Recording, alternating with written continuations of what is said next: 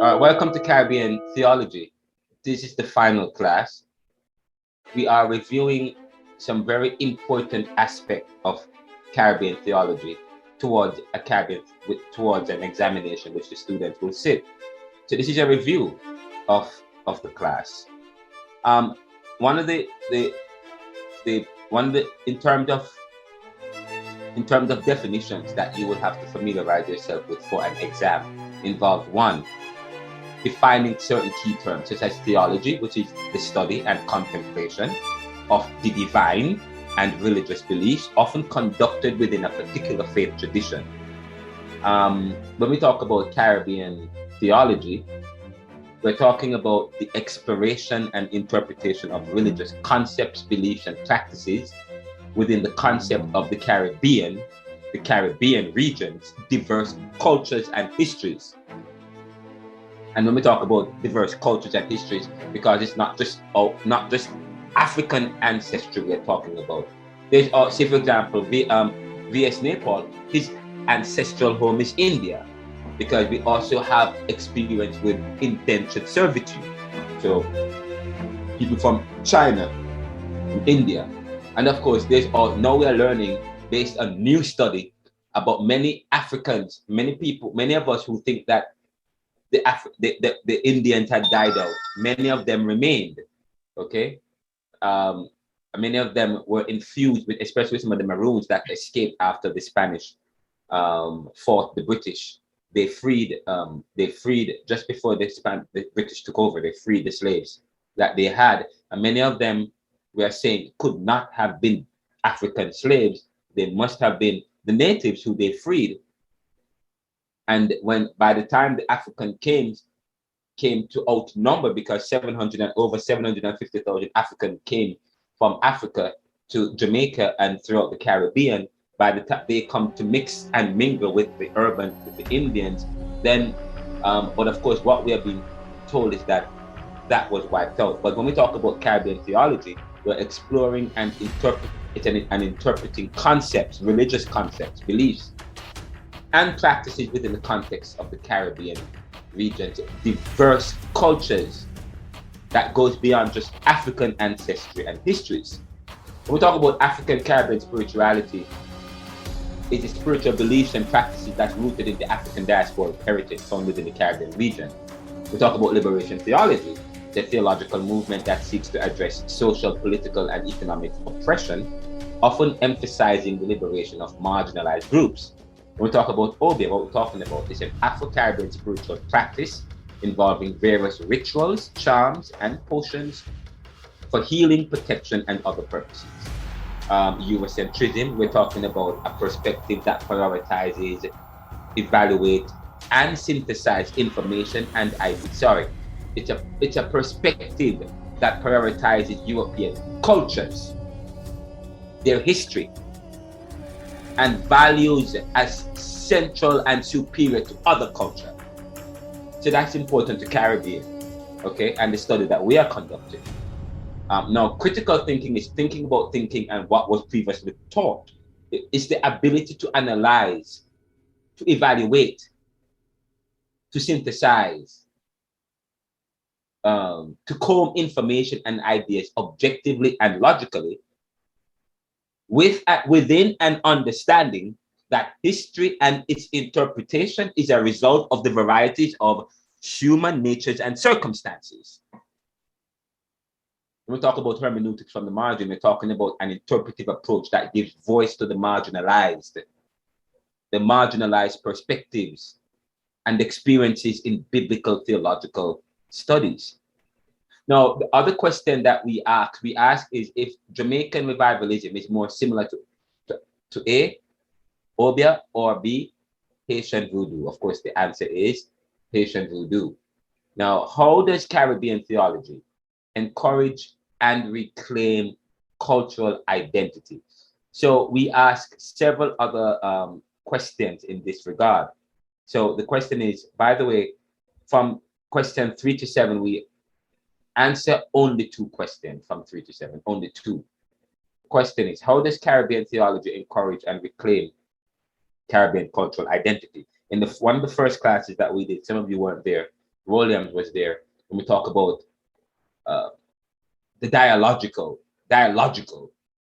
critical thinking in dialogic, the dialogical, developing dialogue towards logical, towards an understanding. You push things to its logical end through the dialogic.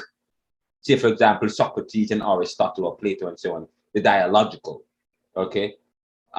We asked the question, how does Caribbean theology, and by the way, I reread that and I sent it to you in an email. It's beautiful, it's deep. But the question is, how does Caribbean theology encourage and reclaim Caribbean cultural identity? Of course, when you define Caribbean theology, we said that one of the aims of Caribbean theology is that what? Caribbean theology should, your definition of Caribbean theology should encourage and reclaim Caribbean cultural identity. And we talk about the Jews. We talked about the Jews, yes, and their theology, okay, and their practice of religion allows them to reclaim, to encourages them and also provides an opportunity for them to reclaim their heritage, cultural heritage. In 1946, they went back to where? They reclaimed their cultural land. Yes? So that's one of the importance of Caribbean theology, a theology of culture, a theology that speaks to the issue, to the culture, and so on and so forth. So that's one of the questions. You don't have to do that question, but you do two. You could do that one, or what is the role of critical thinking dialogue in Caribbean theology? What is Black liberation theology and how important is it to Caribbean theology? And what is the role of faith in advocating for justice and equality? And what is the challenge of Christian missions in Caribbean theology? Now, number 7 is powerful. It's a powerful one. That one, it came to me while I read, and I think one of the class we had, I think I referenced this book because some of you come to the class so haphazardly, you may not remember me reading from this and sharing a little bit about this. Transforming Missions, Paradigm Shifts in Theology of Missions, written by David J. Bosch. Powerful book. And one of the things that I raised in one of the presentations I had with you guys, or I don't know if you got, but if you watch the video, you will see it. We talk about the challenge of missions, and we talk about the issue of crusades. So what is the challenge of Christian missions in Caribbean theology? When you think about the Rastafarianism and the Eurocentrism, you are already thinking about the challenge. So you are to choose in this, you are only to do 2 questions. You are only to do question in that section. And one of the questions, how do you answer the question? How does Caribbean theology encourage and reclaim Caribbean cultural identity? Caribbean theology emphasizes incorporating Caribbean culture. And by the way, I sat this exam. I did the exam and did it and then sat it. Same thing with any exam that I write for any student, anywhere in the world, any class I've done. I first do it myself. I do it myself and time myself. So I did this exam and I wrote the script myself. Okay, just so you know, I wrote this exam. So I can even email the script to you guys, or you can watch it. But it doesn't matter. And see my answer sheets. But how does Caribbean theology encourage and reclaim Caribbean cultural identity? My answer: Caribbean theology emphasizes incorporating Caribbean culture, history, and traditions into theological discourse. By integrating aspects of Afro-Caribbean spirituality, it helps reclaim indigenous beliefs and practices that were marginalized during the colonial era. Caribbean theology also empowers Caribbean people to interpret biblical texts from their own contexts, enabling them to draw connections between their cultural heritage and religious faith. This process fosters a sense of cultural identity, pride, and self-determination among Caribbean communities, challenging the dominance of what? Eurocentrism in theological thought. If I were to ask you, one of the goals of Caribbean theology is this last aspect, to challenge the dominance of Eurocentrism in theological thought. That is one of the aims of this course. Now, if you were to answer this question, what is Black liberation theology and how important it is to Caribbean theology? The answer would be that Black liberation theology emerged as a response to what? To racial oppression in the United States, and emphasizes the liberation of Black people from systemic justice. But this Black liberation theology, although started in the United States, was influenced by the United Negro movement, UNIA, and Marcus Garvey. It was that very same movement that also gave rise to Rastafarianism during the Great Depression of the 1930s. So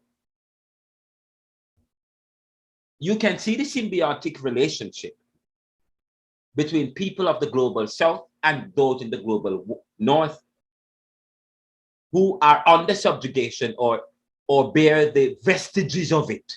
That's okay. So while Caribbean theology is distinct from Black liberation theology, it shares common elements such as addressing colonial legacies and social inequalities in the Caribbean context.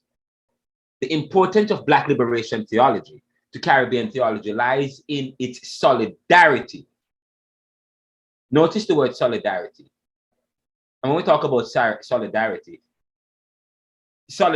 with is always as a marriage with struggle. So Caribbean theology lies in its the importance of Black liberation theology to Caribbean theology lies in its solidarity with struggles against racial injustice and its emphasis on social transformation, which resonates with the Caribbean region's history of colonialism and oppression.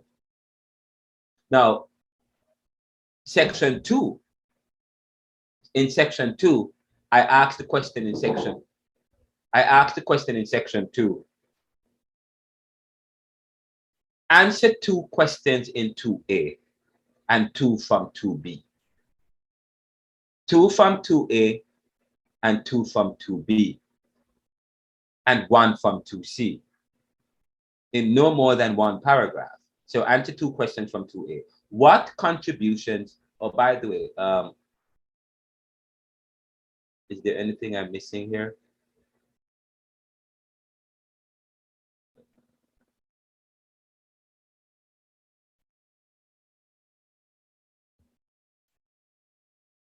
Okay.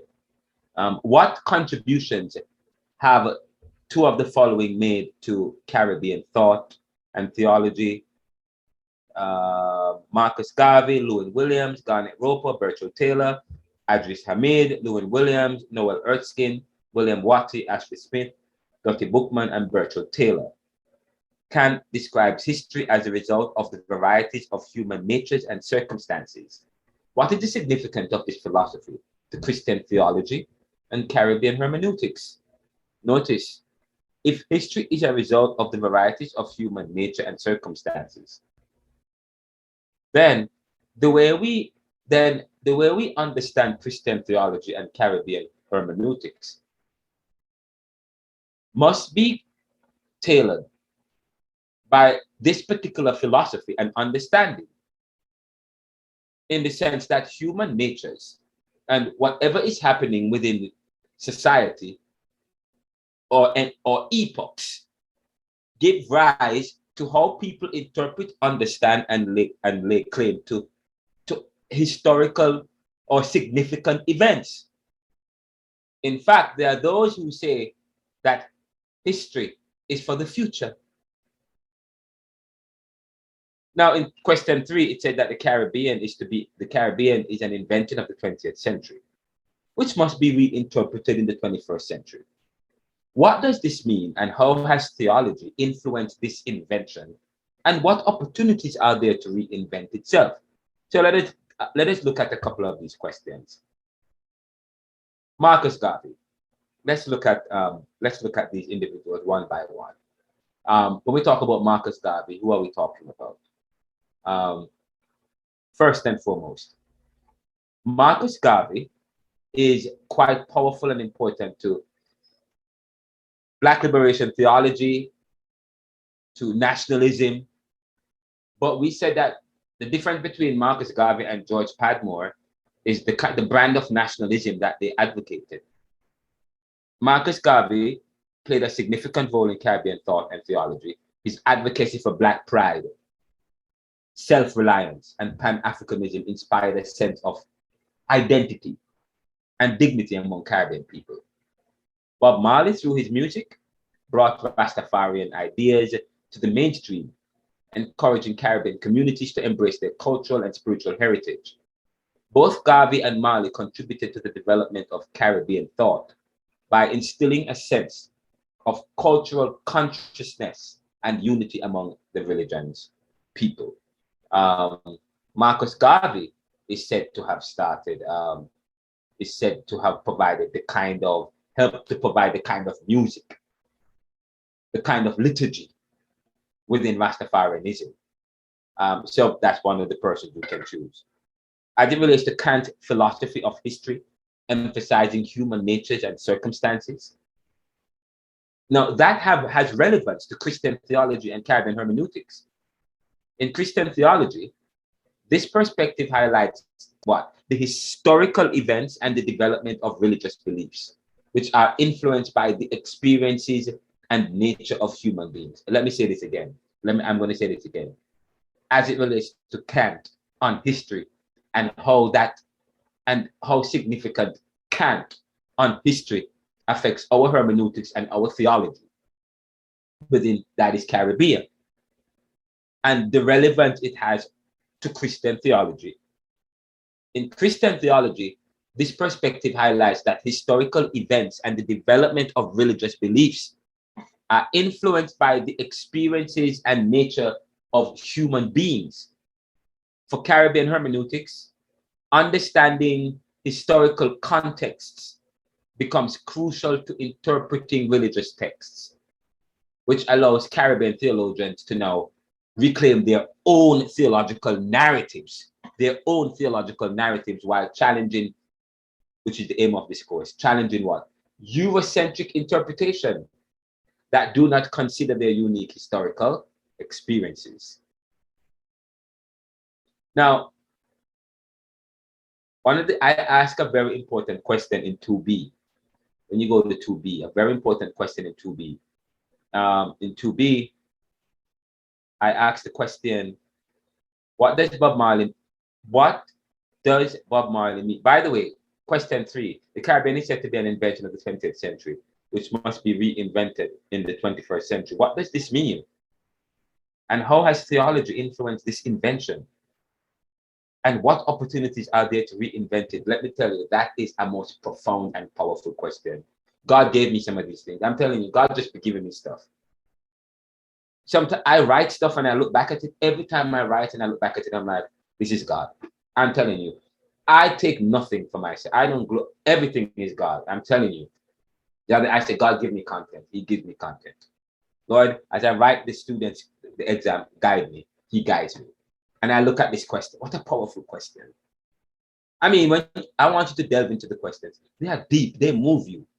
They are reflective. That is why I don't want to take this exam or the question lightly. When it's deep.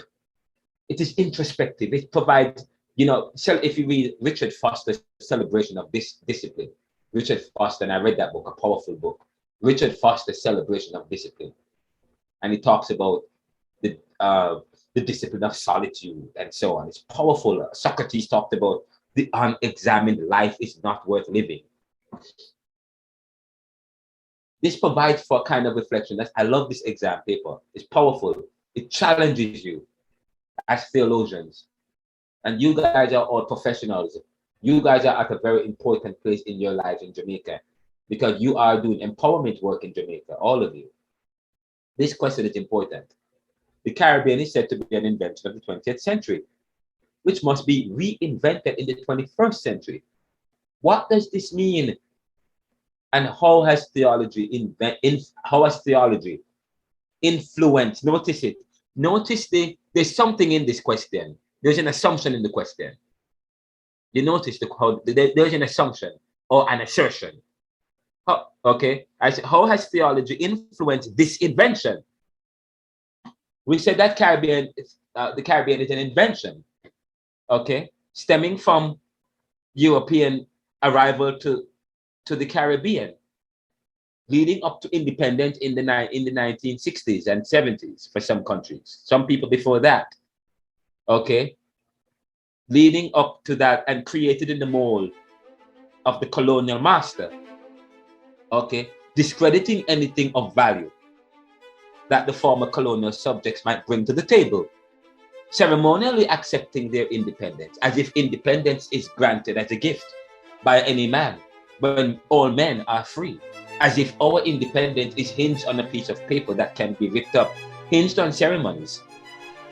But outside of that, what are we and accepting arrangements which locks us into a particular mold of dependency and adopting a kind of theology, yes, that makes us into simpletons, that makes us compliant, a level of obedience on certain rules and laws, whereby that same law is not a shackle. So when I ask the question, what does this mean and how has theology influenced this invention? Theology has influenced this invention because theology was part of the justification for enslaving and discrediting the people who were already here and the people who have inherited the legacy of colonization. Sir? Yes. You said something a while ago that caused my brain to think. My brain to go really far rather. Yes. When you spoke about independence, you know, not being something on a piece of paper because every man was made to be free. But we find that in the Caribbean especially, we celebrate independence in such a way like, you know, it's one of the greatest days known to Jamaica. And I'm just thinking about it, the fact that, listen, why should we be celebrating something that we should have been enjoying, we should have had access to, you know? That is the point. I'm looking at it. That is a powerful, I like that I love you. No one has ever taken up this point that I've made. I've raised it over and over. I've raised it in this book. It's deep. This book is deep. I'm telling you, it was reviewed as an erudite analysis of Jamaica's economic history. This book was reviewed, not by me, by the best. Probably that's why I thought not in Jamaica, as widely in Jamaica. But when I come to Jamaica, I'm coming to launch this book all over the Caribbean and the other one. I made this very important point in this book. I said, why, if that means no man can give me freedom, then that man is God. We celebrate a freedom that is hinged on a piece of paper. Oh, we were freed by who? Okay, we are already free. No man can grant another man's freedom. Should grant another man's freedom, because if that is the case, then that man will forever still be held in an esteemed position. Because guess what? We got our freedom from the man who can give. But I thought we are all free. I thought we are all independent. No, we celebrate a legacy, a ceremony, okay, of being freed. I mean that we celebrate being second class. We celebrate the acknowledgement of somebody else's determination of our freedom. Because I'm a critical thinker and I think critically about things. That is why Haiti today is experiencing so many problems. That is why Cuba today has so many problems. And countries that took their independence, you notice the countries that ceremonially got their independence through ceremonies, they are pretty much fine, although they are still, you can never be what you ought to be. Okay, you can never be what you ought to be. I want you to know that. Okay, but I want you to understand this. Okay, I mean, but once you are baptized into the culture and baptized into the faith, then you now gain acceptance into that European identity, but you will never be the one and the same. Okay, but you become tolerable. But I want to make the important point that you notice the difference between Haiti and Cuba. Cuba fought and took their independence. So what? They have an embargo. Nobody can do business with them. If you do business with them, then US and the big countries will withhold trade and so on and so forth. They took their independence. Okay, say Haiti took their independence. They never have any, and that was their problem. That was the issue. Because they took it, I mean, they didn't gain it. They took it. Okay? But the thing is, some people can fight for their independence and freedom, but others must not. Who are those? Black people. If black people do it, look what happened. Okay, they are made an example of Haiti and Cuba. Look what happened in Grenada.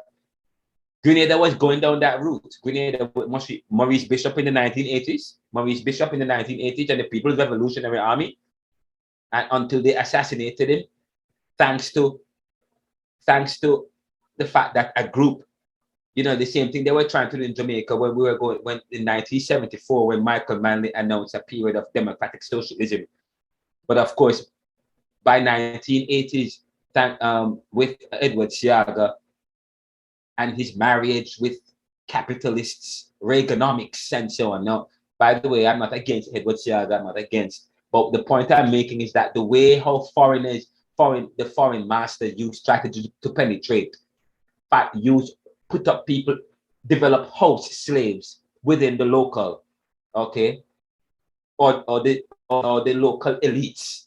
They want to continue their, they said, fine, we have a little Europe imperialist culture here where some of us are better than the rest, to ensure that they continue this kind of strategy of keeping people down. Okay? Within the Caribbean. Jamaica,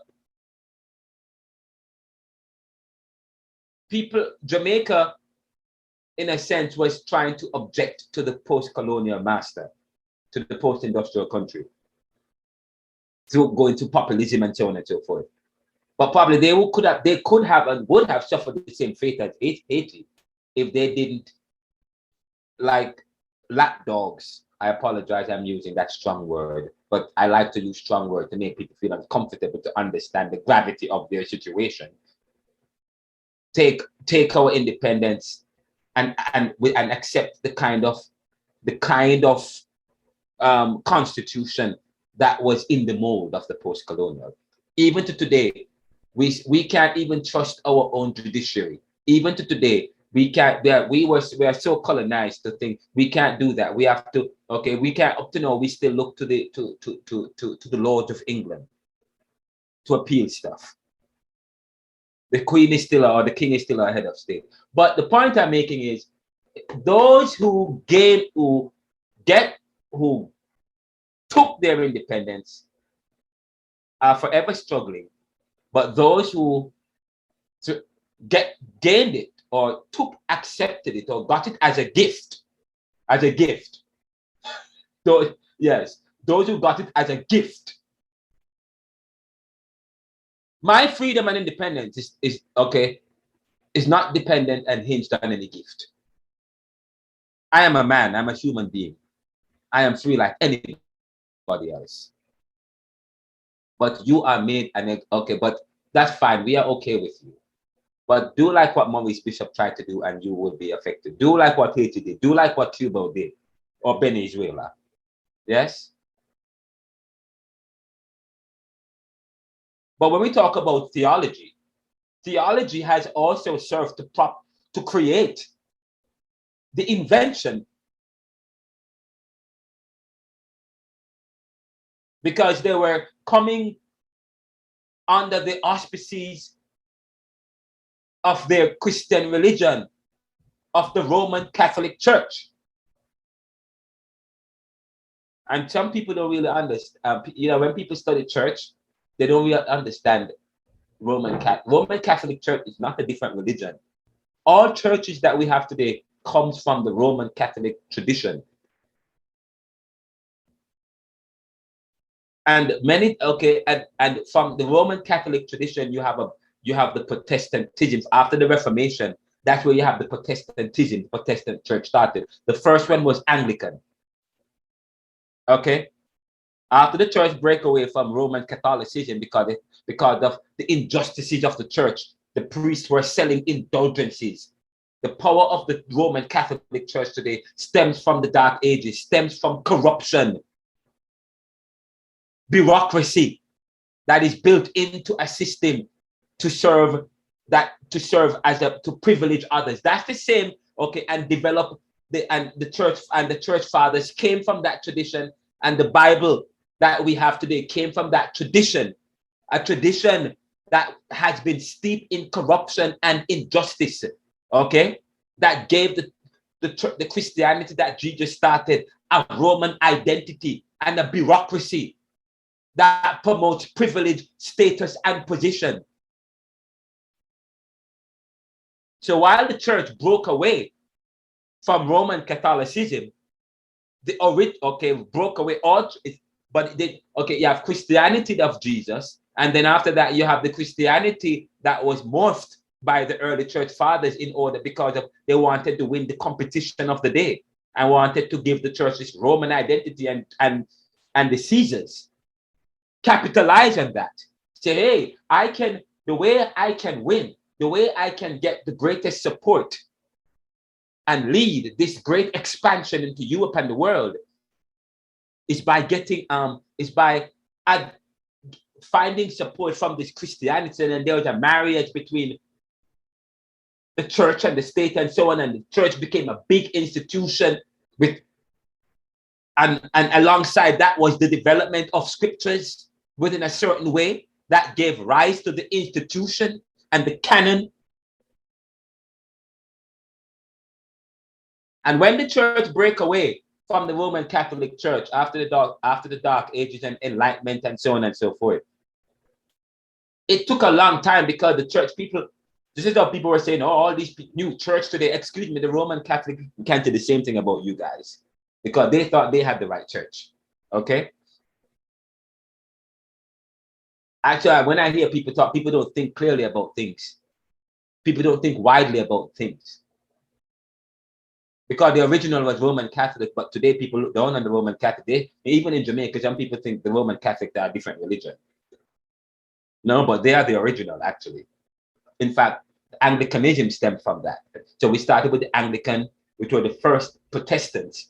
And then you have another breakaway, to the point of then you get the evangelicals and the charismatics and the Pentecostal oneness or triuneness, so on and so forth. Okay, but still, although there was a breakaway, they still broke away, but still kept the scriptures. They broke away, from Roman Catholicism, but they still accepted the canon of scripture. That Roman, okay, but they took out certain parts after they broke away from the Catholic Church. Excuse me. They took out certain parts, the apocryphal books. And the more you go on and on and on and on and on and on and on.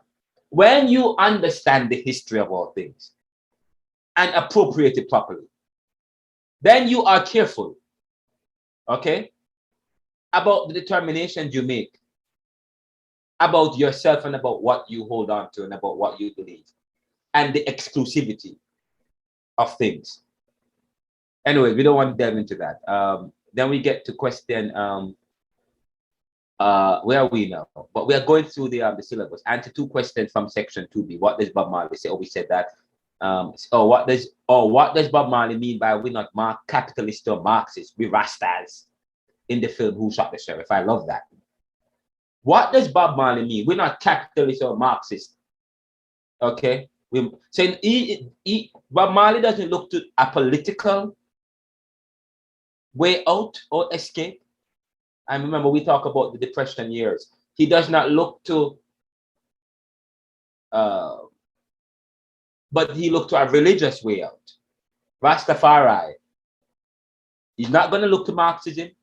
He's not going to look to capitalism or a political way out. He's going to find his solution is through his own religion, a religion of the Rasta. Okay.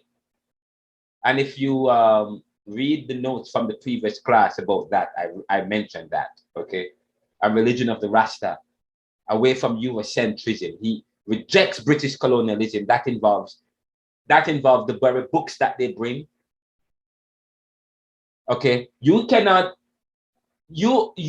come to me with no religion. You can't come to me after you have abused me and my people. So the Rastas, they look to another way out. What is Pocomania?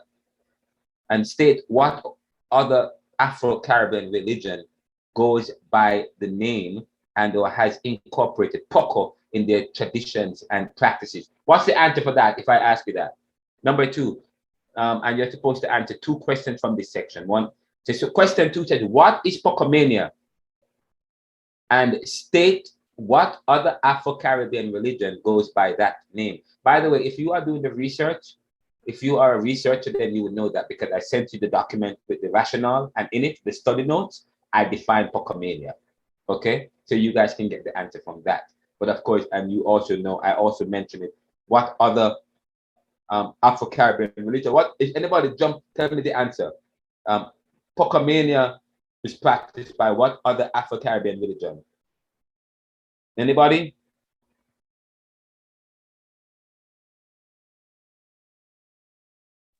Repeat that question, sir. What other Afro-Caribbean religion goes by the name or has incorporated Poco in their traditions and practices? Wouldn't that be revivalist, sir? Yes. All right. Okay, there we go. You guys got the answer. Yeah, man. All right. I like that. Briefly describe what is Rastafarianism and state in what year and what historical event did Rastafarianism emerge? Of course, okay, if I ask you that, can you get that? You don't have to tell me what it is, okay? But of course, it's a religious system, but it's not just a religious system, a political system that started as a response or in response to colonialism and to Eurocentrism, okay? If I were to ask you, what year did it emerge? What year did Rastafarianism emerge? Anybody? Based on the last class, what year and what historical event? 1900. Okay, that's it. That's good. 1900, but what exact year? And in what historical event did Rastafarianism emerge? I mentioned that in the last class, and it's also on the notes on Afro-Caribbean. The rationale study at the bottom, the study notes, is there. I said that in what year Rastafari? 1930, sir. Correct, 1930s. And we know what happened in the 1930s. What happened in the 1930s? The Great Depression, right? So when you answer this question, I'm looking for that, for those, especially those two. What year? 1930s, and in what historical event? The Great Depression. All right, the Great Depression. But you're only to answer 2. Now the question is, how did Obia begin in Jamaica? How did Obia begin in Jamaica? What peoples and or person is said to have influenced it, and state one aspect of the practice? Would it be West African, sir? Okay, they are more specifically the Ashanti people. No. The Ashanti people or person. Okay, give me a person, a name. That same gentleman that went to Haiti, sir, that started voodoo. I can't remember his name right now. Good. That's fine. But once you're on the right track, so once you take this exam and review it, you'll get it. Dirty Bookman, okay? Dirty Bookman. Yeah, man. Dirty Bookman. My name, sir. Dirty Footman. Dirty Bookman, and him come from Jamaica, you know. I mean, Jamaicans were large. Boy, we're big in a history. When you read to study history, okay, big we are. I mean, but by the way, Dirty Bookman came from Senegal. Okay, Senegal. So West African Ghana, but I think it's not just Ghana. I think we had some Africans that came from Senegal, okay? But although there was a split between Ghana and Senegal, but there was some. And by the way, Bookman was a big, strapping man, very educated, and he could read the Quran. And C.L.R. James said that it's quite interesting. Like the people that came to the Caribbean on slave ships, they must have been very intelligent. They must have been princes and queens and powerful people because they quickly adapted. Because first of all, they were to be able to travel the Middle Passage to the Caribbean. It took you have to have a very good health, okay, very good physique. And then you come there, and then you, not only that, you said you are versed in the Quran, and you started voodoo, and then you went to Haiti and started, Jamaica started Obia, didn't finish it really, went to Haiti and started Haitian voodoo. And then when you started Haitian voodoo, of course, you helped to start a whole generation, a whole culture that eventually led to Toussaint, who fought the British and won. The French and won. And I'm like, C.L.R. James said, they must be intelligent. There must have been some princes and priests, very important people the people that came to the Caribbean from Africa, they must have been very brilliant. The fact that they were able to learn the techniques of sugar plantation, you know what I mean? They must, when the Europeans, the people that they brought to the Caribbean, that they got from Africa, they didn't want the pian people, the DB people. My father would say pian, okay? They wanted people who were of a particular physique, of a particular intellectual level, because that's what they were trying to do with the Caribbean. And they had to be able to have very healthy. So if you're not healthy, if you're not strong, if you are not technical and so on, you can't come. Even you look to today, what happened? They get the best and the brightest. You have to have ties to come to certain first world countries, okay? And they have a program now. If you have a PhD or if you have advanced graduate studies, it's easier for you. And you come from another country and you've been here for a little bit, and it's easier for you to become a citizen or to get permanency. Okay, easier. My permanency was quicker. It was like pop, pop, pop, and then I'm a citizen now. But it was so fast. They know, oh, what? This guy, okay, yeah, we want him. Okay. They want the best and the brightest. And so you look at the kind of people that came to the Caribbean. They were brilliant people, they were skilled, yet still they were discredited. Oh, they're savages. But it was quite paradoxical. Okay, they want the best, but they want the best and the brightest to do what they were about to do, but at the same time, to justify, to make themselves feel good because they have a religion of love. So in order for them to justify why they were enslaving a whole set of people and treating them like dogs and savages, they had to come up with an argument that justifies their religion of love to make them, because now you have a religion of love. How are you able to enslave a whole set of people and treat them like savages? What kind of Christianity? What kind of missions? And then you say you're going to bring gold and Christianity to these people? Wow.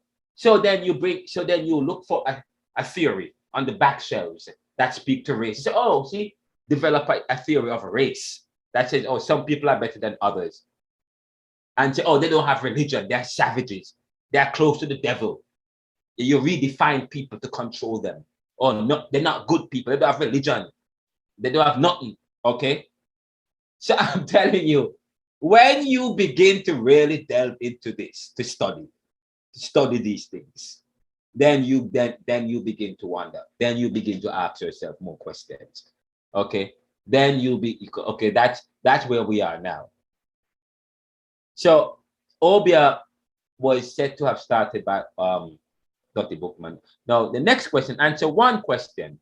Ronaldo Mackenzie's analysis about the Caribbean today is the preface. In the preface of the book, Neoliberalism suggests what is ironic about the Caribbean as a paradise. What is the irony? And do you agree with his premise and argument about the Caribbean? Justify your position in relation to his statement on the negative experience of contrast.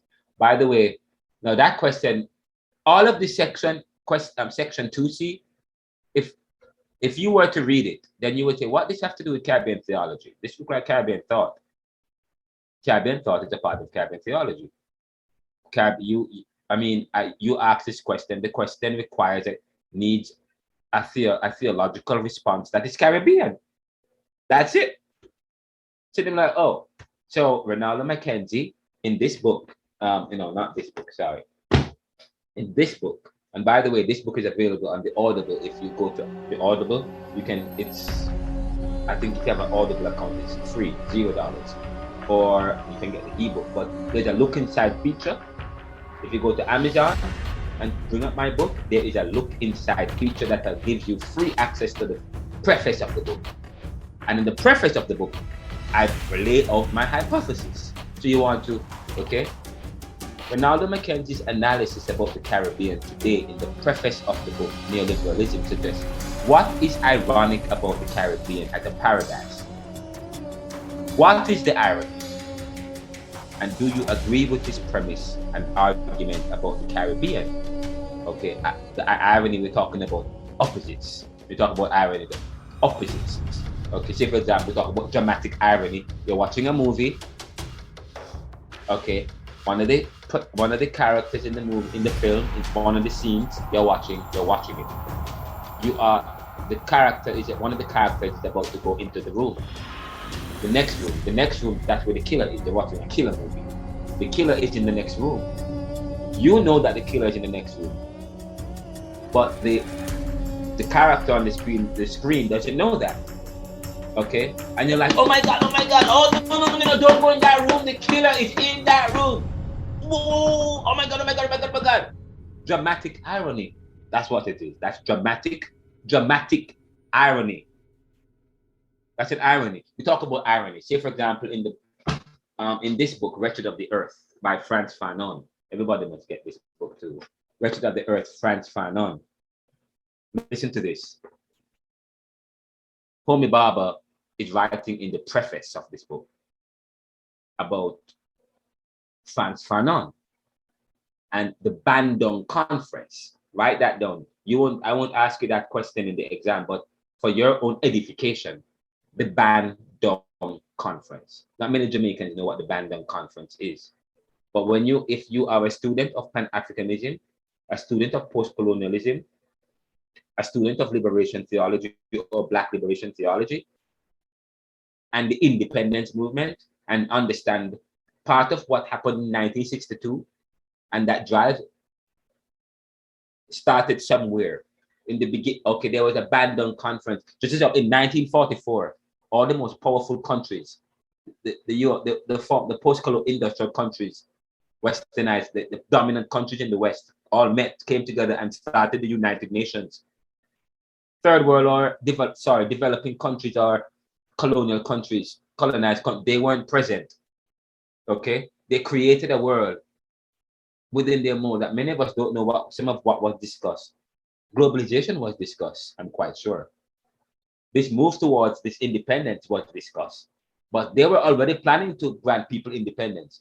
But they came together to work out a mold in the world, to work out the details of this independence. They said, this is okay, fine. These people want independence, we're going to give it to them. But this is how it's going to happen. We're going to still maintain our dominance, but it's going to be good for us. Okay, we're going to create the United Nations with certain rules, blah, blah, blah, so on and so forth. Fast forward to 1955, former colonial countries and so on. They said, okay, we're going to have our own country, our own conference, the Bandung Conference. The Bandung Conference. Okay, and in the Bandung Conference, they talk about it.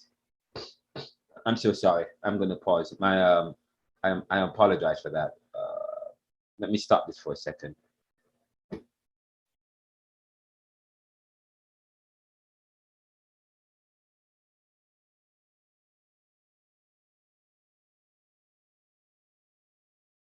sorry about that. Anyways, I don't have much time to get into it too much, but to the Bandung Conference, they all came together.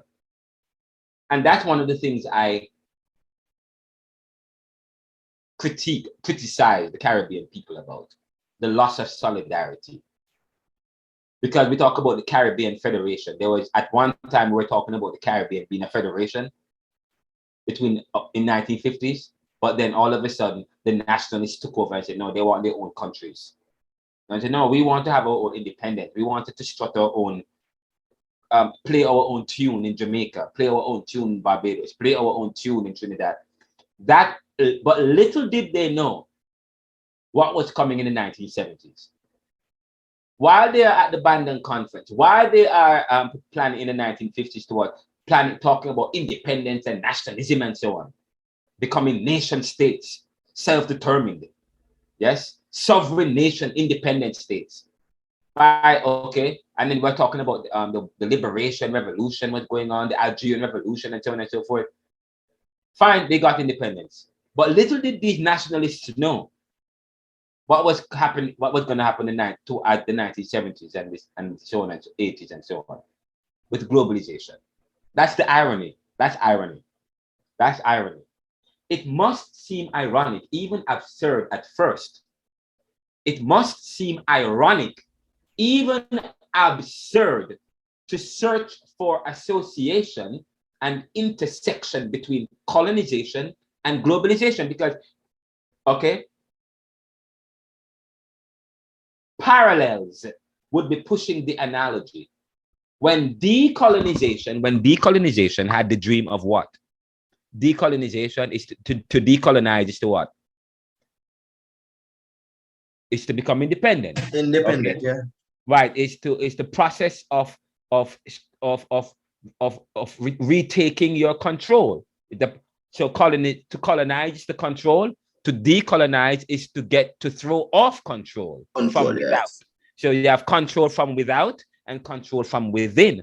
Decolonization is a process of control from without. It's throwing off control from without. It's to jettison. To jettison is to get rid of. Okay, control from without, from control outside of yourself. While colonization is control from within. Okay, it's control from within. So control from without and within. You have those. So you either control yourselves or you either controlled by others. So decolonization was a process where they were getting rid of this control that is outside of themselves. Okay. So now here it is that we are saying that it is ironic that all these former colonized countries had this dream of a dream. Decolonization had this dream of a third world, of free post-colonial nations firmly on its horizon. Whereas globalization gazes at the nation through the back mirror as it speeds towards the strategic denationalization of state sovereignty. So globalization, in a sense, has to do with the denationalization of state sovereignty. We talk about structural adjustment was to liberalize economies, to open up economies, to get rid of barriers. Globalization is the crisscrossing of goods and services. So you want to get rid of barriers, while at the same time, at the Bandung Conference and these colonial countries, former colonized countries at the time was dreaming about, their own independent nations. All of a sudden, little did they know what was going to happen in the next 5 or 10 years. OPEC and globalization, which was the opposite of their dream. So that's irony. So in the book, in this book, I said, when we hear of Jamaica and the Caribbean, we think of beautiful islands of paradise with sun, sea, and sand, reggae music, cannabis, and Arab people like Usain Bolt, people who are living out their best dreams and lives. But this book analyzes this motif. Motif is prevailing idea. Analyzes this motif, given the historical and current economic and political situation in Jamaica, and the Caribbean, and so on and so forth. And you can read on. Okay. But I'm going to get back to that in a second. The second question said, based on your reading on Walter Rodney, how similar is the history of Guyana's fight for independence and national sovereignty to that of Haiti today? Again, based on the reading on Walter Rodney, how similar is the history of Guyana's fight for independence and national freedom to that of Haiti today? Now, I don't think if you guys did Caribbean Thought, you may have seen Walter Rodney, but maybe when you did Caribbean Thought, I never taught the course, so you would not have, it wasn't heavy on Caribbean stuff. So you may not have seen Walter Rodney, but Walter Rodney is very important, a very important figure in Caribbean thought, okay, and Caribbean development, especially in Guyana. And he was assassinated by his own people, just like Maurice Bishop in the 1980 Walter Rodney. By the way, if you go on my Twitter page, I asked this question and I answer it. Okay, if you know what happened with the whole situation with Guyana and what with Haiti today that is being supported by the US. Okay, Haiti that's supporting a illegitimate de facto prime minister who is slowly developing a dictatorship. While in Guyana in the 1980s, that's exactly what happened with the Burham government. Jimmy Carter and the US government was supporting the Burham dictatorship. Okay, Walter Rodney fought against that. Okay, and it's the same thing that's happening today, where Haiti is, where they are benefiting, Ariel Henry is benefiting from the US while he developed his dictatorship as a de facto. By the way, the Europeans is said to have traveled to the Caribbean for two reasons. One was for gold. State the other reason and briefly explain their, not yours, their justification for reason two. Again, the Europeans is said to have traveled to the Caribbean for two reasons. One was for gold. What's the other reason? Proselyting, sir. Yes, definitely. That was the other reason. To make Christians disciples out of. Yes, Christians. They went to Christianize the savages. They went to Christianize the savages who had no God, who had no religion, no proper tongue, who were unsophisticated, who were next to the devil and Satan. Yes, ethnocentrism, we call that. The region was full of ethnocentrism. And guess what? And then when they were finished with their project, they have made even us suspicious of our own religion and our own tongue and our own ancestry. We even laugh and look down upon our own practices because we have, guess what? It was a successful project by Europeans. When you can look down on your own histories, when you can laugh at your own traditions and find it weird and outlandish, yes, the project was successful. The project was successful. They did a project on us. They did. They did a project on us.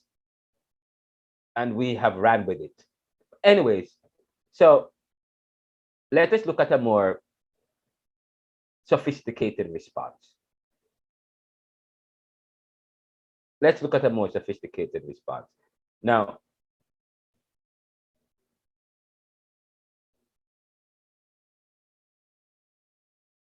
on the issue of Rastafarianism,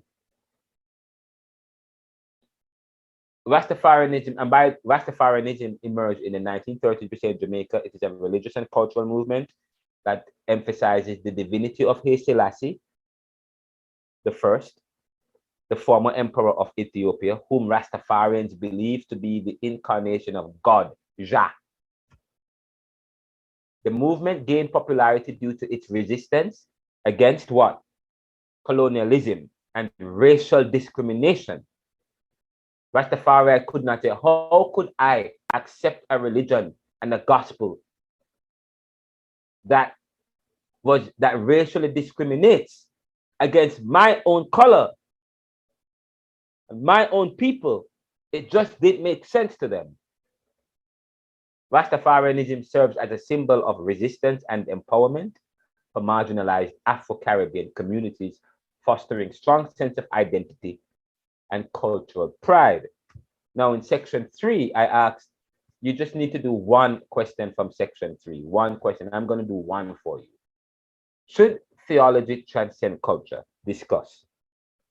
The question of whether theology should transcend culture is complex and multifaceted. By the way, I've answered this question before. If you go to the neoliberal.com or RenaldoCMcKenzie.com. By the way, did you guys visit my website, the neoliberal.com, RenaldoCMcKenzie.com? It's beautiful. By the way, subscribe to the journal, subscribe to the post. You can also go to the YouTube feed and subscribe to our YouTube channel. Whenever we get a new YouTube post, podcast or video is done, you will get notified. And of course, we're on iHeartRadio, Apple Podcasts, so on and so forth. But there is a whole presentation on should theology transcend culture, 3-hour presentation, but this is a summary of it. And then I have a summary within a summary. Okay, but this is the presentation.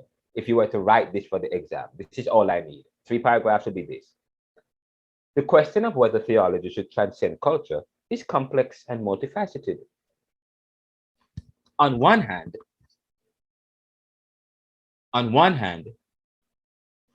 theology aims to explore universal questions about the divine and human existence,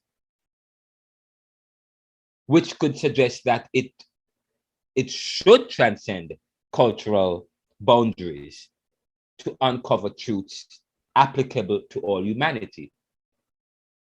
Again, the question of whether theology should transcend culture, and to transcend is to go beyond culture, is complex and multifaceted, involving a lot of component parts. On one hand, theology aims to do what? To explore universal questions about the divine and human existence. Theology aims to explore what? Universal questions about the divine and human existence. Theology aims to explore universal questions about the divine and human existence. That's theology in general, but Caribbean theology questions or is aimed at recapturing and recovering a particular culture that eschews Eurocentric ideology that claims to be superior to a particular culture and a particular people.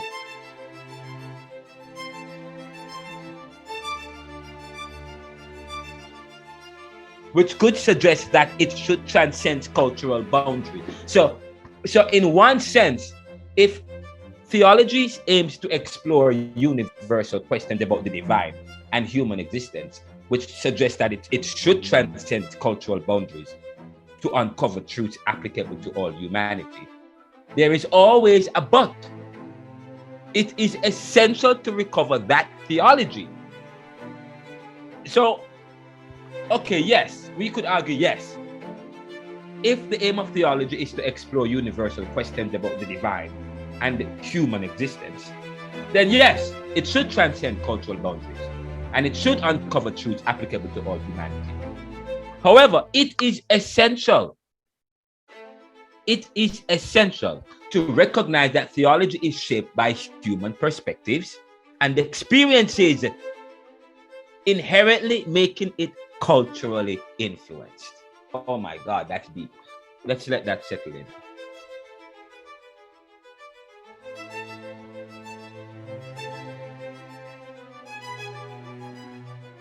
So while it should transcend culture,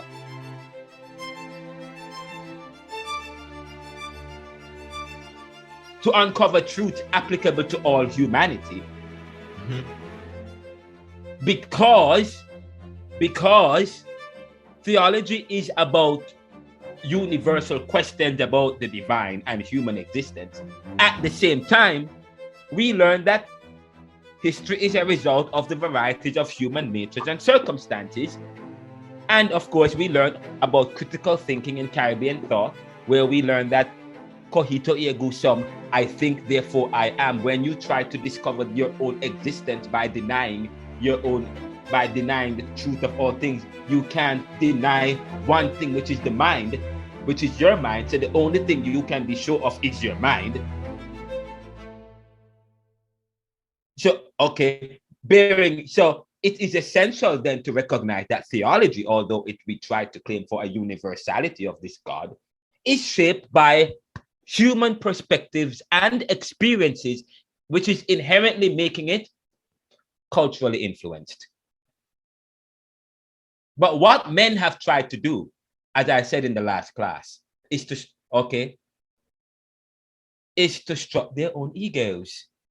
And we talk about the franchisement of the gospel, or the competitive nature of humanity, or the selfishness of humanity. No matter, as much as we claim to be unselfish, as much as we claim objectivity, as much as we claim that, and I'm telling you, there is no denying it. Our perspective is shaped by our human experiences. Transcending culture entirely would risk imposing one particular cultural interpretation as the norm.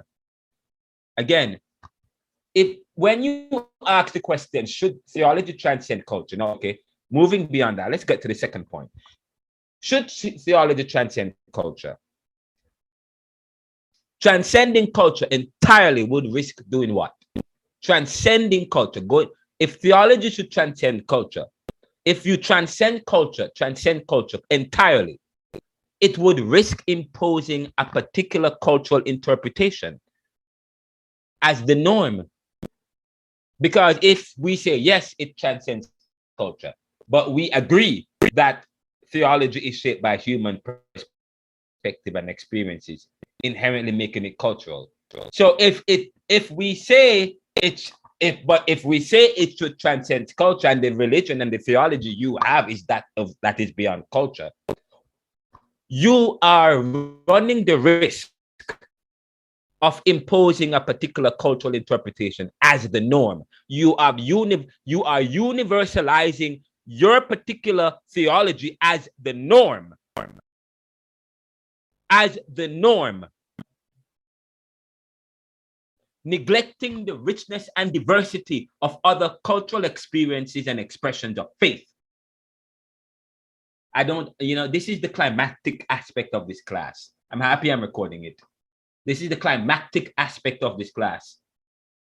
I was supposed to teach Christianity today at JTS or contemporary, and some people had a problem with me teaching the course. They said, you're going to radicalize the students.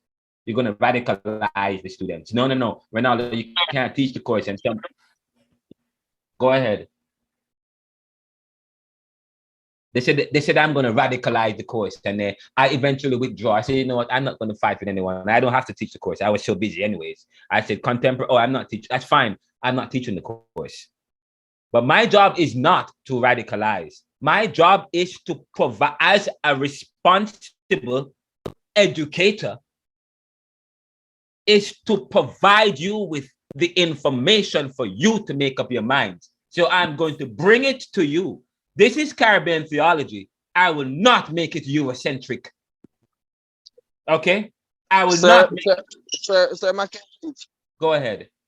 You owe both myself and Karen an extra grade. 5%, sir. For what?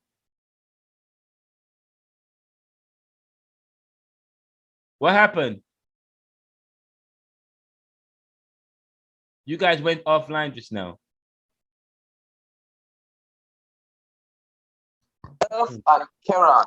So we need 5% grade, sir. What happened? You hearing me, sir? For what? I overheard you saying that I am happy that I recorded this class. That's what you said, sir. Oh I am yes, yeah. saying, Oh yes, yeah. yes, Okay, and I fine, am fine. saying, I agree. I Sharon agree. and myself influence that decision. So we need 5% All grade. right, you get 5% as well. Okay, that's good. I'm happy I'm recording because this is powerful. This is a powerful message. This is a powerful message. And I'm okay, a powerful message to everybody all over the world and in Jamaica and the Caribbean. And you know, So sir, in this case, every culture should define theology based on their culture and should have their own theology, or should every culture should have its own theology or definition of theology? I mean, we already said that. I mean, if you are to study cultures today, every culture they have their own religion. They have, in fact, the Europeans they brought their culture and they brought their religion, and religion that was based on their culture. The Africans, we already had our religion, but the thing is, when they came, they rejected our culture and our religion as second to theirs. If you study culture, which is the way of life of its people, okay, it is even if you study Jesus and the way when he taught and the way how he preached to different peoples, even Jesus, the Jews had their religion, which was culture. The Gentiles, Jesus introduced to them a new religion for them to run with. Yes, but I mean, this is but to have a theology that is cultural, does it take away from the universality of God? It goes to show that there is God, but God is bigger than culture. But the way we understand this God is based on our human perspective. Now, okay, fine, you know, I think what the problem is. What is wrong if we have an understanding of God that is cultural? What is wrong with that's the question then. That is the actual question. What is wrong with that? We can see a God that creates cultures and speaks to us in those cultures. No, but as I said, Muta Baruka said that God is human creation, you know. But no, what we are doing because of colonization, we're doing the same thing that Europeans are doing and what other people are doing. I'm writing a book on privilege, power, and position. From the very foundation of, I'm writing a book, and my study at Georgetown is entitled The Foundation of Knowledge and the Hegemony of Faith. Listen again, the foundations of knowledge and the hegemony of faith. The foundations of knowledge and the hegemony of faith. I'm saying to you, throughout history, men have demonstrated their ethnocentrism. Men have imposed their cultures. And part of that imposition is their religion and everything else. You know, in other words, they in order to justify the Roman culture as the best culture, human beings have a tendency of also marrying it with their religion. It's as if we are competing for the best cultures in addition to the best religious values. Because the kind of religion that was sold to us is the religion of the Europeans. It was cultural. But the question is, okay, fine, but is something wrong with an understanding of God that is contextual? It's something, it doesn't matter because we are still seeing God. But please remember that we are limited human beings. The thing is this. I ask the question: is it wrong to see God as to have a cultural understanding of God? Understand? Okay, and the second thing is, God, we are limited, but God is unlimited. We will get it wrong, but God will not. But it doesn't matter. Every culture that regards God or have a theology of God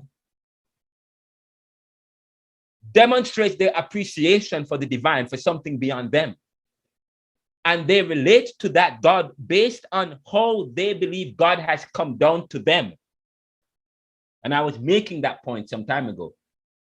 God is so smart. His intelligence is beyond me. We guys, okay, we call ourselves academics. And we talk about we are academics. But our academics come from the divine. This is how he can make things academic, and God can speak to us in culture. God can speak to us in tongues. This is how he speaks to you in English. He speaks to you in Haitian. So because you speak a Haitian, you speak to God in Haitian, does it make your language to God better than mine? That, in effect, that is what people are saying when you look at it deeply. You call God Jehovah, another one call him Allah.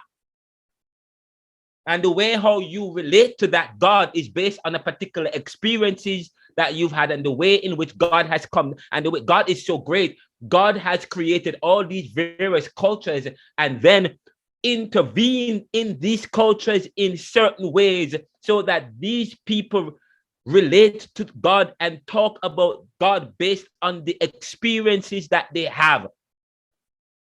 It is like when you speak about God and experience God, it's like language.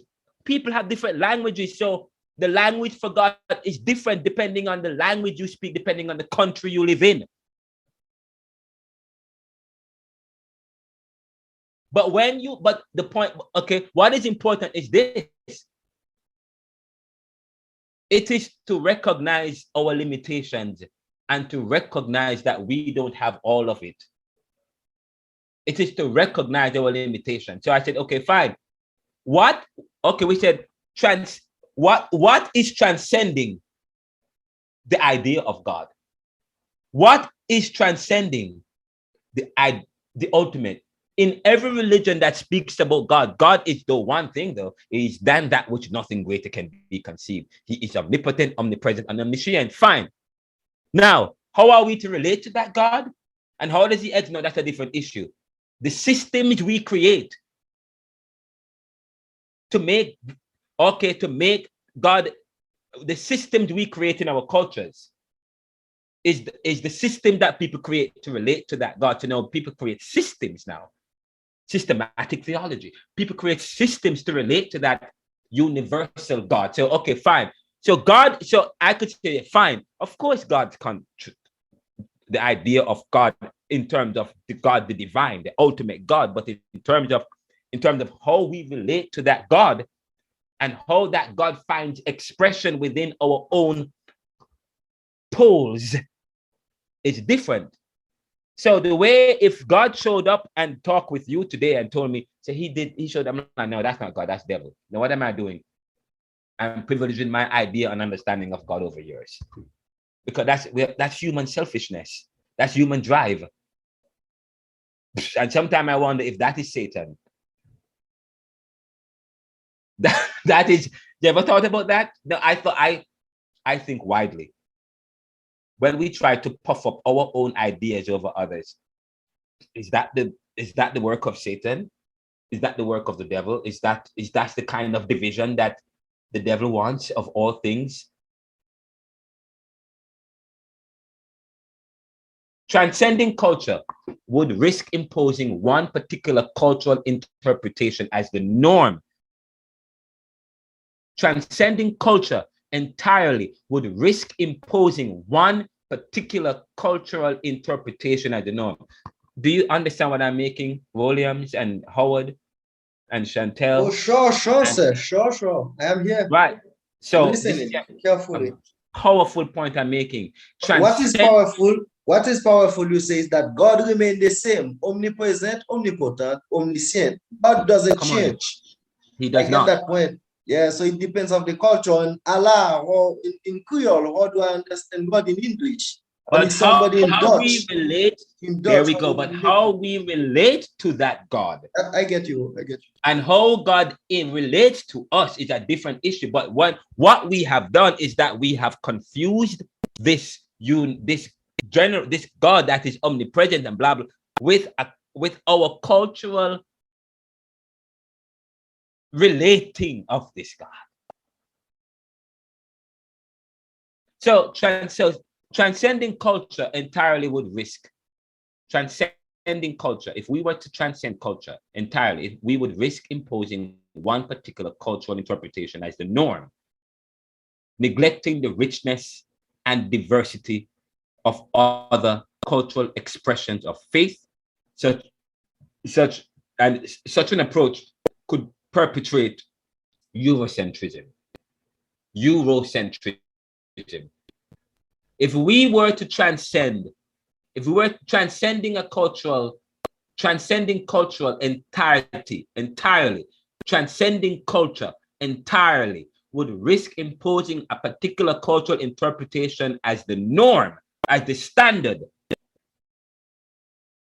neglecting the richness and diversity of other cultural expressions of faith, such an approach could perpetuate what?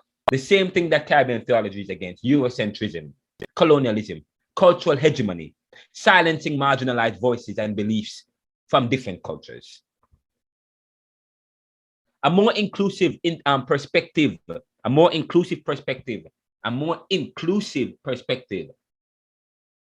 acknowledges that theology can engage with diverse cultural contexts, learning from different worldviews, and incorporating local beliefs and practices.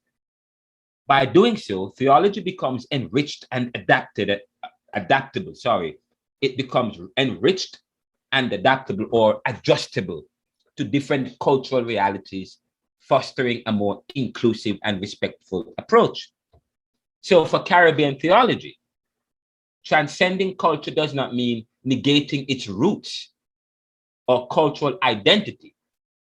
Again, for Caribbean theology, transcending culture does not mean negating its roots or cultural identity, but rather engaging in a critical dialogue that draws from its cultural heritage while also addressing the challenges and opportunities of the present. So this approach empowers Caribbean communities to reclaim their narratives, interpret scriptures through their context, and construct theology that resonates with their lived experiences. It also encourages a more meaningful and relevant engagement with spiritual and religious practices, enabling a greater sense of ownership and connection to faith. Ultimately, a dynamic and open-minded theology that recognizes the importance of culture can contribute to the spiritual well-being and empowerment of Caribbean communities. And by the way, that's it. That's the end. And I know I went off on a tangent. And that's it. And I know I asked some more questions for you guys to answer, but I'm just going to answer. I'm going to leave you guys with that one, and you can. And there are other questions. Say, for example, how does Paul Tillich define God, and does it hold true for Caribbean today? Paul Tillich says that God is man's ultimate concern. God is man's ultimate concern. But question 1 speaks to question 2, just so you know. Mutabaruka said that God is a human creation. What does he mean by that? And explain whether you agree or disagree with this statement. Okay, that's a powerful one. And if you were at question 1, in a sense, speaks to question 3. How does Rastafarianism justify their new religion over Christianity? How do they justify their new religion over Christianity? Okay, and we talk about this issue of Eurocentrism, yes? This Eurocentrism and Babylonia or Babylon. And question 5, what attitudes do Jamaicans have towards Afro-Caribbean beliefs? And what has influenced these positions? What attitudes do Jamaicans have towards Afro-Caribbean beliefs? Now, many of you may not be able to answer that question, or you may be able to answer it. You can speak from your own experiences. That one is more anthropological and ethnographic. Okay, what are your attitudes towards Jamaican? What attitudes have you always had towards Afro-Caribbean beliefs? But to answer that question, you have to define Afro-Caribbean beliefs. Okay, and we already defined Afro-Caribbean beliefs already. Those emanating from the experience of slavery, from Africa and the experience of slavery. Okay, and you can point to Obia, Haitian Voodoo, Jamaican Revivalism, and Rastafarianism. Okay, now growing up as a child, I was told that Rastas were nasty, don't go near them. Okay, I was told that Jamaican Revivalists and Poco and Voodoo, they were devilish, satanic, and if you see a house that is that look like a revivalist kind of a tradition, you walk far from it. Duppy will catch you. Okay, you look down on that experiences. Okay, and of course you could make that we are doing a study on this very same thing. All right, but what has happened is that more exposure to HBO, to this Me Too movement, inclusivity, so on and so forth.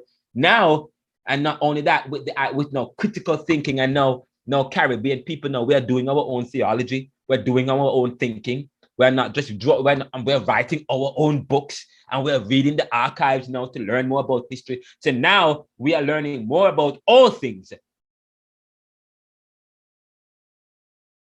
And now we're learning. We're being, and one time, when you come to the US, let's talk about cosmopolitanism.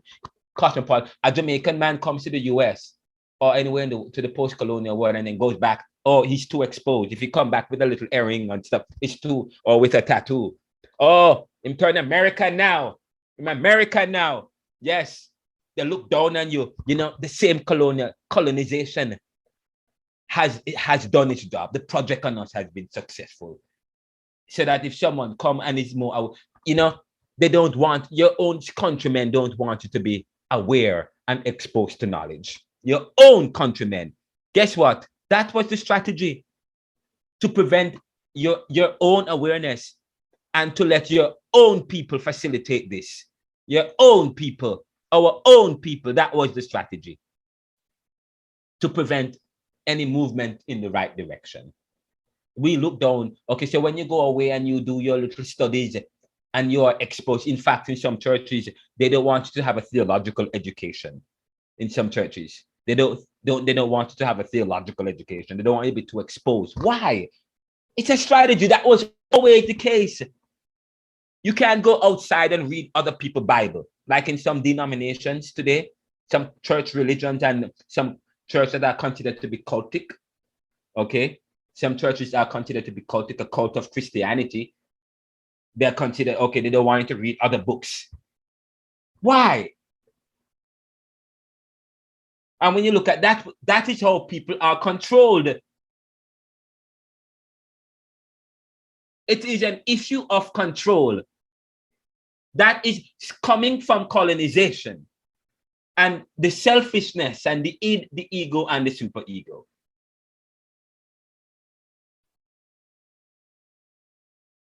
But what God do we serve? If we look at God really well, you don't serve man, you serve God. It is God that is the end all, not man, not my pastor, not my priest. You work out your own salvation, and then guess what? God will intervene. If you limit God to only what one man says, then you have a problem. Because if God is bigger than men, don't you serve a God that can speak to you in your own locale in a particular way? I say, okay, fine, yes, he speaks to you, but you have to rely on somebody other than you to interpret. Okay.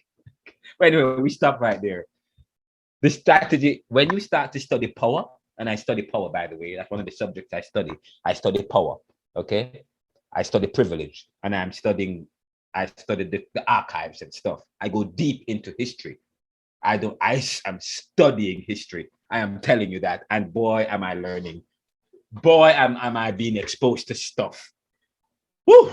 When you start to read these things, then you understand some things. I am able to teach the way I teach because I have an open mind and I read everything. I am talking to you as a very conservative person coming from Jamaica, okay, that started this drive to understand things and understand them properly, okay? And as an adult, as a human being, we talk about no man give me my freedom. I'm a man, so I must be free. We are all free. We are freed men, okay? We are all freed. My freedom doesn't take another a white man to make me free. That means he's God. You are free. To do what? To make sense of your own world, and because God has given you intelligence as a human being. But human beings have corrupted that freedom because they want control for themselves. Life is about people and how people relate. Life is about people and how people relate. Yet we say life is what you make it. And there are those who have, and there are those who have made it and justified the make through dynamics that colors the way we relate with each other and has created the Black position in the world. And that's the end. The end. By the way, the question is, the end is just the beginning. The end is just the beginning. I added that last part. The end is just the beginning. The end is just the beginning. The end. So when you need the quiz again? Sorry? Hear it again? When you need the quiz again, remind us. When you need the quiz again, remind us, please. Yeah, you can send it to me by Saturday, Friday, Saturday. No, today's Thursday, so no. And your exam is Tuesday, so that's good. So you can send it to me on Sunday. The Caribbean Thought class have to send me theirs on Sunday. Okay, thank you. Yeah, you can send me yours on Sunday, and then I will review it and see how you guys did. Okay. Some of the answers don't have to be long, just so you know. The answers don't have to be long. This particular, when you submit it, I will mark it, and then when I mark it, I will respond by submitting another paper where I did it, and my answers are on there, and you can interact with that as well. But you do it first, and I want to see what you have. Okay. But I've done the exam already. Okay, those were my answers. They were a little bit long how I said it, but I was going off paper as well. So that's about it, guys. Thank you so much for making this class an amazing class. And I will keep this group, I will keep the WhatsApp group. So keep in touch. Keep in touch. Follow up. Let's work together. I'm starting I started a company, a movement, blah blah blah. The Neoliberal Corporation. We have feeds and posts and journals. I'm working on books and other books and thought. By the way, the plan is to create a Caribbean Thought and Theology journal of young academics, which include you guys, which we're going to publish once a year or on a quarterly basis. And this particular study we're doing, the findings will be in there. If you have done any papers, the interaction papers that you guys are supposed to give me, by the way, if you haven't submitted any interaction paper, please submit those. They are also part of your grade. So some of you haven't sent me any paper yet, or one or two of you, but remember to submit that. Sir, so I'm supposed to submit the paper that I presented? Yes. Okay. Yes, submit the paper you presented. The one on what was the first one again? Define Caribbean theology, and the second one was what again? Chantel, or William, do you have it? Kemetic spirituality. Kemetic spirituality. Kemetic spirituality, but it was 3 questions. Watch the video on Kemetic spirituality or the podcast. I interviewed the high priestesses. So when and I presented it. So read it, follow up with it, and share the podcast. Subscribe to some of my feeds and my shows, guys. Support Black business. Support Caribbean business. Support your people. Okay. This is important. All right. Any last words from you guys? It was good to have the class. So unfortunately it was summer. I know. I have yeah. I wish it was like first semester or January, yes. Second semester, but summer class is not something that I love. Yes. I'm happy I taught this class actually. Because I even gleaned more stuff. So, I wasn't going to teach it at first, and I said yes, but I'm so happy I did. And the way how it went, because so it was fun. I really love this class. The ability to teach Caribbean theology. And I hope that you guys you are so empowered that you will also take this message. You continue your reading, continue to develop your awareness and of continue to develop your own understanding of all things, and then share it with others. Have facilitate discussions. Don't lord it over others. This is what you must believe. Oh, what you have makes sense. No, I'm passionate about what I teach. Okay. And I'm a debater and I'm passionate and I will speak passionate about this. But I believe God has given me a prophetic message.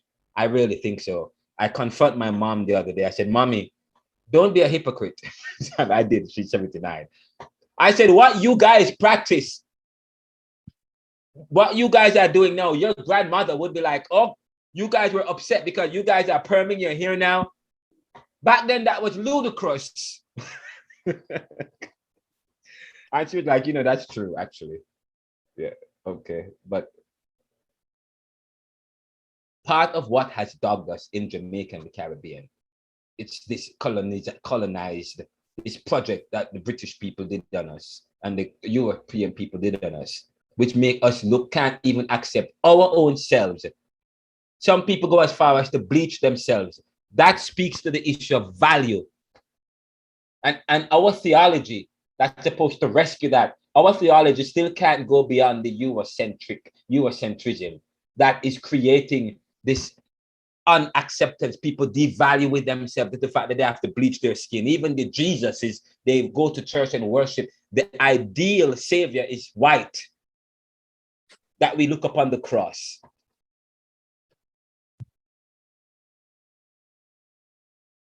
We can't see that the Jesus that we are being sold was a Jesus that's cultural. The Jesus of the Bible is white because that is the Jesus that the culture that gave us salvation sells us. They can't see a God outside of what they look like. But we still run and accept that. It's quite, and when you study Jamaicans are so unaccepting of themselves and each other. We are so weak and then we are so critical of each other. I'm telling you, if we were more united and look beyond these cultural, the selfishness and the pride. By the way, the kind of independence and freedom that we inherited was the same one that we experience. One of selfishness and pride and think that some people are better than others. I am not better than you. No one is better than the other. But we have that to our detriment. We say that, Jamaica have the most churches per capita, but we are our crime and violence is among the highest in the world. Why? When we have more churches and a gospel of love, the same gospel that we promote is the same church that we promote that started slavery and wipe out a whole set of people. Okay. That is not the love. That's not the kind of love that God promotes. What is the ultimate of all things? This is where I end. The ultimate of all things is that we become one with reality in all of our individuality. And even if we may have one idea of God, we can't, it is always good to remember that we are human beings driven by selfishness and pride. We must always remember that God speaks to us wherever we are. Wherever we are. And we must always remember it is not man that we worship, it is God. May your struggles keep you near. That's it. The last statement was prose. Okay. Let us pray. God, we thank you for this amazing class, an amazing time. May you open our eyes and our minds to all things. May we be united. May you help us to see the things that keep us divided and work together to bring about common understanding and interests so that we can serve the world today to serve tomorrow. challenges. Yes. May you embolden us. May you surround us with your love and your beauty. May you grant us your favor. May you cover my students, those who and Howard and Karen and Williams as men. May you make them into stronger men, powerful men, victorious men. Keep them safe. Bless their families. Give them the desires of their heart. Help us not to be puffed up, but help us to be humble. But help us to be excited to share what we have learned, because to whom much is given, much is required. Keep us safe from all harm and danger. And may we share the gospel in such a profound way, a gospel of love. We thank you for what you will do in us and through us. We thank you for the blessing you will continue to shower on us. And help us not to keep the blessings for ourselves, but help us to be too quick to share it with others. Remember people in our family who are struggling financially, emotionally, medically. We pray you keep them safe. We pray you empower them. We pray you help them. We pray you bring healing. Because we believe in the power of the divine. We believe that you are than that which nothing greater can be conceived or imagined. You are the limitless God. No, that and is not the what thing is, no matter what culture we find ourselves, one thing is certain, that there are those who have been telling the powerful story of a God who has intervened in such a powerful way in lives, to have changed the script, to have brought some value and inspiration to make life better. We are people who want to make our lives better, not just for ourselves, but for others. And so, may you also intervene constantly in our lives to make ourselves better, but not just for ourselves, but for others. We tell you thanks in Jesus' name. Amen. Amen. Amen. Thank you, sir. Okay. Yes, sir. Take care. Keep in touch. Yes, okay. Sir. We're still doing And a it study. was nice meeting you guys. Yeah, man. We may meet again. We may arrange a meeting where we can, when we are completely finished with the study, probably we'll have a big conference or a big meeting or whatever to discuss our findings, all of us together. Okay, the Caribbean Theology and the Caribbean Thought class, summer semester. I would love, so keep in touch so that we can come back together and have a discussion like this. Hey, sir. Yeah. We have a WhatsApp group. Do I had so many challenges? At one point I said, man, I'm gonna quit summer because summer just not summering. Yeah. I was getting so much, I don't even want to call it fight, but so much opposition and oppression. And especially some of my supervisors, as it regards to school. And, there were days when I should have left school, work early to be home in time for school. And I said, no, I'm not going to even fight with you guys because this is something that is coming and it's inevitable. You can't stop it. Yes. This will happen by whichever means. And so, I just also want to use the opportunity to apologize about, coming to class so late so many evenings, and sometimes it has been an uphill task for the last couple of weeks. And I was up till, you would know, I was up the night before and last night I was up till about 3 o'clock. I ended up going. Yes, I saw that. Right. I ended up going to work because I had to find a solution because I was borrowing a computer because I was in class there about 2 weeks ago with Mr. Hall, and my computer barely slipped. It didn't fall, And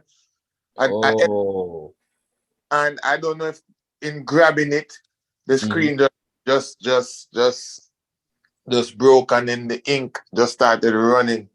So last night I was here saying, because I had another assignment for apocalyptic literature, and so I need to get this completed because, as I said, going to work, being at work till 6:30, sometimes 7 o'clock, and then to come home and it has been a struggle.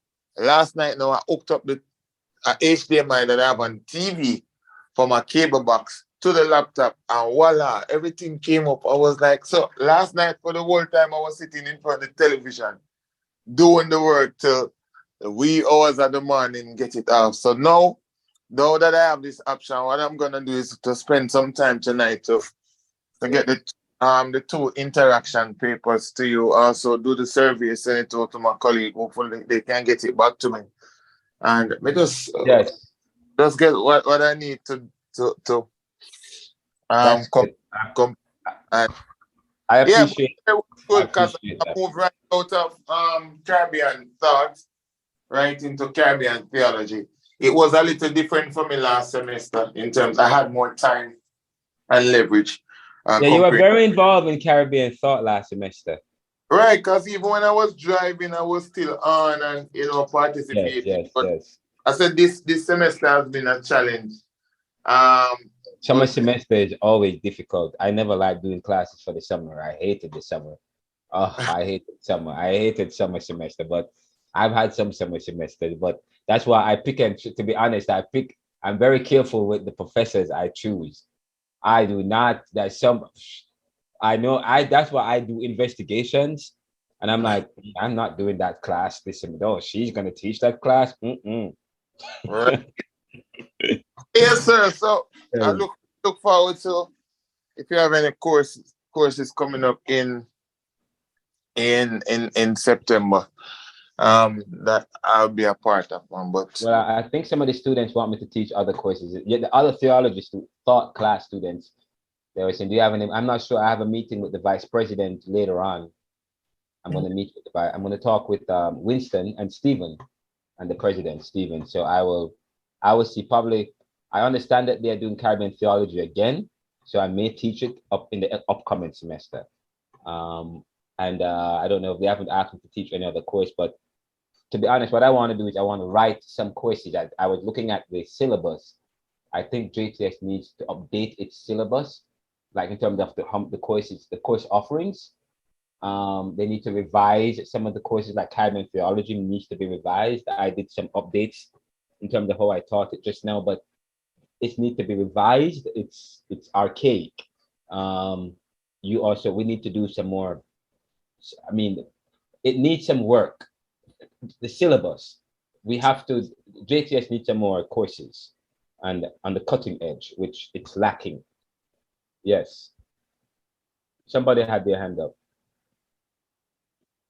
Oh, they were just agreeing. The JTS needs some more courses, and so I am working now to develop some syllabus. Not only that, I'm trying to expand JTS in terms of creating a Caribbean Thought journal. So JTS will have a Caribbean Thought and Theology journal, and we will publish that journal probably towards the end of this year. You guys will be some of your work will be included in that journal.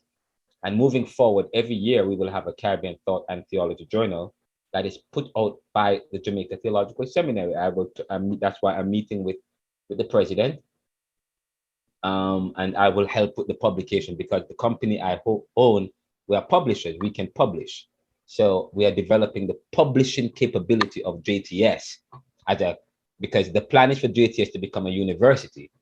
Part of becoming a university means looking at the very foundation of your institution, what you offer, and understanding the field of academia and where it is going, and so on and so forth. So that is important.